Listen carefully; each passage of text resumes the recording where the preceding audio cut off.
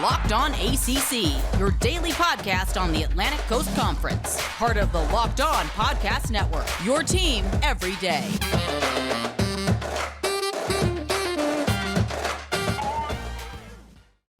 What's going on, everybody? We're back again for our weekly Rants on Locked On ACC podcast. I'm your host, Candace Cooper. Thank you so much, Jonathan Rand, part of the 99 Fan. He is the production. He is the man when it comes to all of that. So we're so glad to have him sharing the thoughts about ACC because we got 5 good teams still rolling in March Madness. And we also have some of these women doing their thing. So we're going to talk a little bit NC State, if you don't mind. Just came to mind here that, of course, the Pac are definitely number 1 seed and have the opportunity. I know there's been a lot of talk about them being in the hardest region. So we'd love to get your thoughts personally there. But Jonathan, thank you for joining.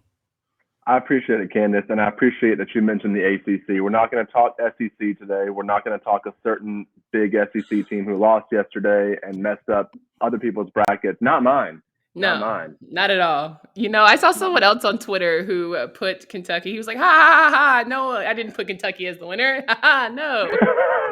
No, not me. No. The other guy. Yeah. Mm-hmm. Yeah. I don't know why you guys had such confidence in a fluky Kentucky team. It was more just the confidence in the bracket, but Okay. You know, it's okay. I'm gonna just go back to last year when I picked Baylor. Like last year's Rand was better than this year's Rand. It's okay. Next year will be better. It's okay. We're fine. We're not mad. We didn't put a lot of money down. We're okay. We can make rent this month. Always got to grow, you know, game by game. I think you got to do like a single game pick 'em out here. That's what really you should probably be more interested in. Like, Don't do the whole tourney thing. That's probably a failure. We've learned our lesson. Maybe next year, not to go the whole kit and caboodle. Yeah, maybe if they do 2 out of 3, I think Kentucky can take St. Peter's 2 out. Are they not doing? They're not doing that. Okay. No. Okay. They're not doing that.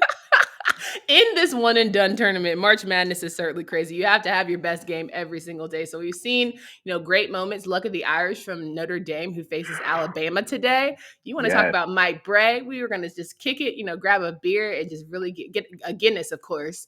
And we got to make sure that we just get really hype about, the team that could potentially beat the Crimson Tide. And we're not talking about football because normally people are like Notre Dame, Alabama. We're supposed to be talking about football. But do you think Notre Dame has a chance today against Alabama? Absolutely, they do. I am all in on the Notre Dame bandwagon right now. And okay. Because you see this a lot, Candace, like a first 4 team gets to the Sweet 16 or makes some kind of run. Yeah. Not necessarily to the Final Four, but you see, I think Notre Dame can. Like Alabama can play with pretty much anybody, but they can also lose to somebody like, I don't know, St. Peter's. And I'm not mad. And but no, and so I think that Jekyll and Hyde thing that you've seen from Bama this year.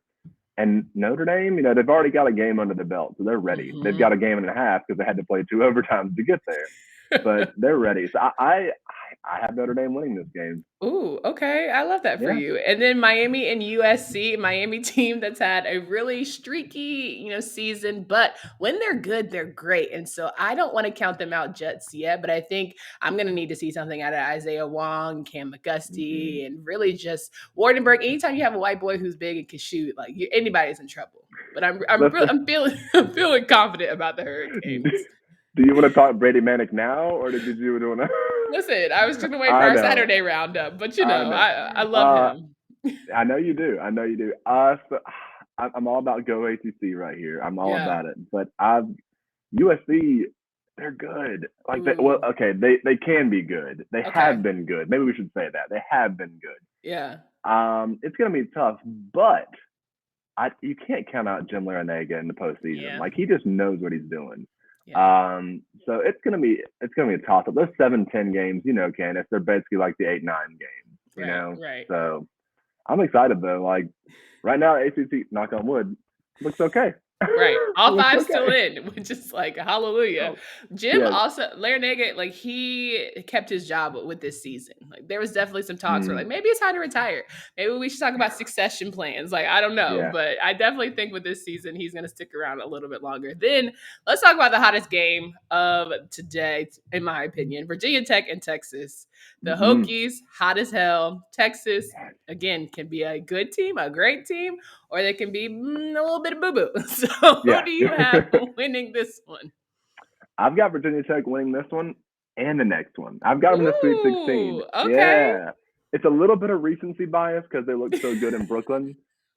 But Candace, like, you know what March is about. March is about veterans and it's about guards. And Virginia Tech's got 2 guards. Couture and Storm Murphy are good. And they are not afraid of anybody. Right. And so, and the way Mike Young coaches, I like this team. I think an 11 seed for the ACC champion was kind of a slap in the face. So I feel like they're going to be having a little bit of momentum, kind of coming in, a little bit of chip on their shoulder. Yeah. I like them. Listen, and being the underdog is seriously Virginia Tech's story. And you got a guy like Hunter Couture who loves the fact that people doubt him. And that's what, to me, March Madness is all about. Like, the people who get doubted, they feel like, oh, this is my time on the biggest stage to maybe get a G League contract, that I can get some run and opportunity to play with the best of them. Shit, let's talk about Jose Alvarado. This man took his team to be Georgia Tech and now playing for New Orleans Pelicans. Like, who would have thought? Only him, right? So I think it'll be interesting to see how they roll. But I feel like Virginia Tech is the hottest team in the country for sure. Then we round out the field with Cal State Fullerton and Duke. Now, while we sit here and say, oh, yeah, Duke's got it, it's in the bag, last night we had a little bit of pump your brakes with Kentucky and St. Peter's. So what will Duke need to do? They cannot fool around. They cannot give a team like Cal State Fullerton any confidence that they can beat them. No, I think you're right. And I think it's a combination of they can't give Cal State Fullerton any confidence, but also they need to get some confidence for themselves. Come on. So that they can go. I mean, because God knows they need it. They need some confidence. And I mean, I think the bracket was pretty kind to them. I don't think their 7-10 matchup was that tough. I think Davidson and Michigan State, whoever comes out of there, Duke can beat. And so I think Duke just needs to, they need to win this game by 20 and just tell themselves, oh yeah, we're Duke. Yeah. We're okay. That's true. I don't think it's going to happen. Because as we've seen, Georgia State hung around with Gonzaga, St. Peter. You know what? I forgot we're not talking about that. These teams I've moved past it. But yeah, I don't think it's going to happen because we're in March, and so I kind of think it's going to be a little close here and there. And bless their hearts, you've seen this Duke team under pressure. Yeah. Man, it's going to be tough. And all the pressure and the weight of what this season means. They know every game could be the last game. And if it's not a national championship, it's going to be looked at as a failure, which is horrible because, at the end of the day, they're still a high caliber team. They've been ranked all season. They've been the best team in the ACC beyond just the ACC championship. They were regular season champions for a reason, but, it's still not 6. Just imagine you're AJ Griffin or Paolo Banchero and you're looking at the clock and you're down 2 with 10 minutes left and you're thinking this could be Coach K's last 10 minutes of coaching college basketball. Oh my gosh. How do you do that as an 18, 19-year-old? I can't do that as a 34-year-old. What are we doing? So I can't imagine. The free throws will mean a whole lot different on a Friday or today, rather. And let's talk about the game that we already know happening on Saturday. North Carolina will face off against Baylor in Fort Worth, Texas. Listen, first game, Carolina said, all right, cool, Marquette, ain't nothing, no sweat. It was just Caleb Love, 23 points. Who the hell knew Caleb Love could do that on I'm okay. Maybe the Virginia Tech loss. Yeah, exactly. Maybe that Virginia Tech loss has some humble pie. They're fine. Whatever, makes you feel good. But we're going into this matchup where I say, Brady, you're playing in front of family. You're a Texas guy. All I want y'all to do is play well. If y'all play well and lose, I can have peace with that. But if y'all play like some booty after a win like that, I'll be upset. That's been the problem with Carolina, right? When they lose, the next game they're probably going to win. And then when they win, you're the next game, I have no idea what I'm going to see. Yeah. I like to think the past 2 months have shown us that Carolina's grown up a little bit. Yeah. So I think it's going to be a good game. I would not be surprised if they won. Really? Baylor's really good. Baylor's not what they were last year. And they weren't even what they were in December. They've got some injuries to key players this year. Yeah. So they're still great, obviously. That's why they're number 1 seed. That's incredibly impressive. But I would not be surprised, especially the way Carolina played yesterday, if Carolina won that game. Yeah. All our top 1 and 2 seeds are fraudulent, as we clearly see. So don't put all your hope in that, people. You should have known. But I cannot. Well, in your defense, I did have them going to the Elite 8. So I'm not even gonna hold you. I get it. I was like, Kentucky. There were this should Gonzaga be a people breeze. sweating yesterday, and they were. Everybody. Like, who knows? Facts. And I mean, UCLA barely won, and that's my team that I picked to win the whole thing. I think Johnny Juice Thang is just going to have a, Nice. go back because of how it ended last season. I feel like there's just a little bit of heart there. Like maybe, probably. Yeah. But then I again, like there's an Auburn team that could figure it out. There's a Tennessee team that could figure it out. I just don't want to have to pick an SEC team. Like that's just something about the ACC, SEC. Basketball, just I can't do it. I don't want to, right? That's fair. I'm like that with the Big Ten. They haven't won a national championship in 22 years. So why am I going to pick them now? Like, and they're showing themselves otherwise. I'm glad I picked Richmond. What is it? Iowa lost. Iowa? Oof. Rough. Oof.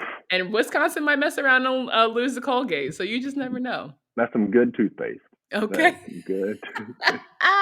But I'm glad I have all 5. Again, 5 ACC teams. Hopefully they'll make it out of the weekend because it'll give us more to talk about. I don't want to have to do those shows where you just give people final grades of the season and blah, blah, blah, blah. Yeah. There's that. On the flip side, we do have women, a lot of women's teams playing. And we know we have your pack, number 1 seed, playing in a very hard region, pretty much a home advantage for UConn. But why do you feel like the pack, this team this year, is going to get it done? Well, first of all, I'll be there tomorrow at Reynolds for the Locked On podcast. Like I'm doing research for the podcast. There we go. I'll be there. But yeah, State, they did get a difficult region, but my thing is they don't care. Yeah. They came back for this reason. Yeah. And I do think that they kind of got hosed by the NCAA, like putting UConn as a 2 seed and then happened to be in the Bridgeport region. Like, come on, you know what you're doing.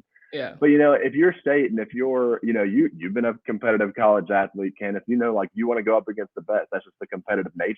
Yeah. And but honestly though, that's 3 games down the line. Yeah. State lost last year in the Sweet 16. They had an injury, that they kind of derailed their postseason chances. But all these people, Raina Perez, Lisa Kunin, they came back for this. Yeah. And so they're going to focus. They got to play Longwood, I think, tomorrow. And then they've got that tough 8-9 matchup. So they're not even worried about Connecticut right now because they know it's a long way to get there. 100%. And this is it for them. Like Alyssa Kunin and Raina Perez, like there ain't no more eligibility, big dog. Like this is why you came back. And this is, if we're not talking Final Four, we're not talking national championship, we're really not doing the big thing. But you got powerhouses like Stanford, USC, right, trying to make a name for themselves and nothing to sniff at. So I'm interested to see. This is going to be the more exciting to me, March Madness, women's basketball, because it is going to be close when you get to those top teams. Oh, yeah. The parity this year, I mean, they've been saying that the women's game is just growing every year, but they feel like this year the parity is just unmatched. And it's exciting. Ooh, it's exciting. Absolutely. J-Rand, always fun to have you. Went a little extra this time, but it's because we had some good stuff going down. We had to let go of that Kentucky hurt, and that's all good. Can you please remind these folks of where they can find you and follow all your work? Yes. Do not follow my work bracket-wise, but everything else. JRand44 on Twitter, and listen to the OG 3 to 6 on 99 The Fan. Love it. All right, guys, make sure you come back on Monday. We're recapping all the games for March Madness. It is madness, so we're either going to be stressed, which I already feel like the anxiety is high, or we'll have a good time. For Candace Cooper and Jonathan Rand, until next time.